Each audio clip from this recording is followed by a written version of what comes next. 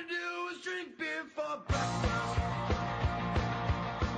All I wanna do is drink beer for breakfast. KPAM News Time, 7:42. It's First Edition, News Talk 860 KPAM, and the First Edition Beer Geek is on the air, brought to you by Anktel Heating and Cooling.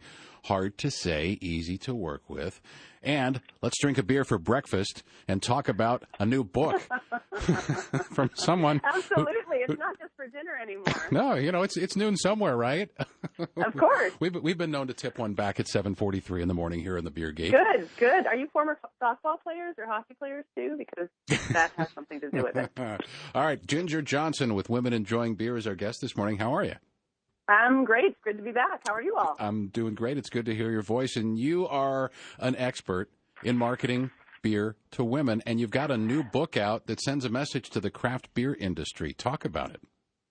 You know, beer is a funny thing, and it's universal. It is everywhere. Everybody has their own definition of beer, and yet we are still caught in this strange whirlwind of not realizing that beer should go to anybody with taste buds and brains. It has nothing to do with gender. It has nothing to do with color, flavor, taste, any of those things, because, you know, we all have flavors we enjoy, right? So why wouldn't we all want to embrace beer? And by the way, I think all beer is beer. I don't necessarily use the craft label because that's another label, and we don't need another label. Oh, interesting. Okay. I was just going to ask you if this is this send a message to the macro beer industry or the craft beer industry, but if you don't want to put labels on it, it sounds like it's just across the board. Yeah, and think about it. If you think about your earliest beer memory, for example, Tim, what is that memory? It's probably a very common one that a lot of us share, and however we got into beer doesn't matter, but the fact that we're into beer is what matters. And all beer makers can take a nod. Size is irrelevant to marketing. And it's been patronizing for years, too. I mean, you're even in your title of your book, How to Market Beer to Women, Don't Sell Me a Pink Hammer. Oh, my gosh.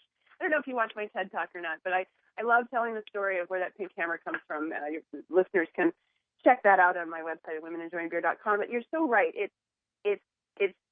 It's so simple and it's so ludicrous all at the same time. So if we just open up our brains and realize that marketing beer is about communication. Marketing is about communication, period. Just like KPAM, you're communicating. You're creating this dialogue. You're creating all kinds of opportunity for people to engage, embrace, enjoy, and to converse. And that's what marketing is. And so when any company, beer included, realizes that their community, their audience, their customer, their target, whatever you want to call them, needs to be communicated with. First of all, you need to find out how they want to be communicated with.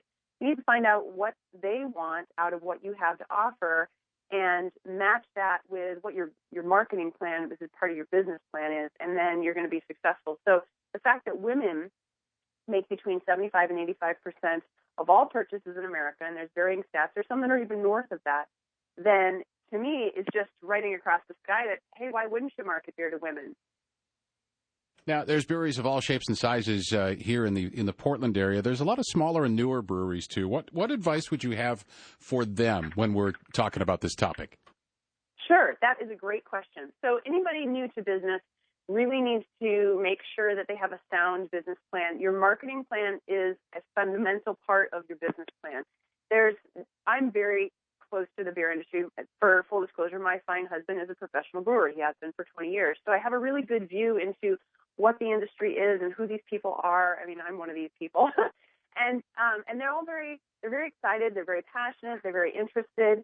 And one of my strongest pieces of advice, you still need to have a plan. You can't just listen to your buddies say, oh, yeah, this is great beer. You should sell it. Or I think I want to do this. Get past the romance and realize that to be viable, to really serve your community, to really serve your purpose of getting that beer into mouths, is to have your plan, and that includes your marketing plan. It's communication once again.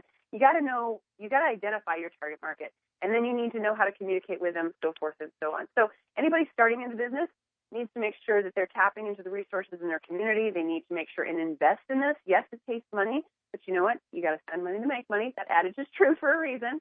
And then also take a look around you and see what other breweries are doing. What are they putting forth? Why do you really want to get into this hamster wheel? Because in the Portland market, as we both know, is really getting congested. So how do you differentiate? How do you set yourself apart? And who are you specifically seeking to patronize your business, which is your beer?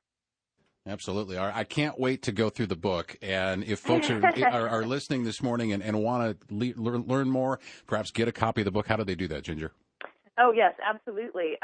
You can go to womenenjoyingbeer.com. The book is front and center on every page because I think it's important that people really know how to properly market. And, one little caveat, too, this isn't about gender. This is about education and opportunity. So anybody who wants to sell beer needs to look at it that way. This book explodes a lot of myths. It's a very how-to book. At the end of every chapter, there are 5 specific points people can act on. And I tell you what, Tim, if they act on one, they're going to more than reap gobs of rewards. So they can go to womenenjoyingbeer.com, find the book there, get the book, use the book, and let me know how I can further help. Very cool. I know what I'm going to be doing this weekend. Excellent. I'll send you some beer to enjoy that with. Is drinking a beer while reading the book necessary? Oh, it's not necessary, but my friend Josh Brewer, who happens to be a brewer in North Carolina, sent me a picture. He was one of my beta readers. He sent me a picture. He's like, hard work deserves refreshment. I'm like, Josh, you're so right. It is great to talk to you. I love your energy and enthusiasm, and we'll talk to you again soon on the Beer Geek. I can't wait. Thanks so much. Call anytime. Cheers. All right, cheers. Ginger Johnson, womenenjoyingbeer.com. I'll put up a link on my blog at kpam.com and on my Facebook page as well.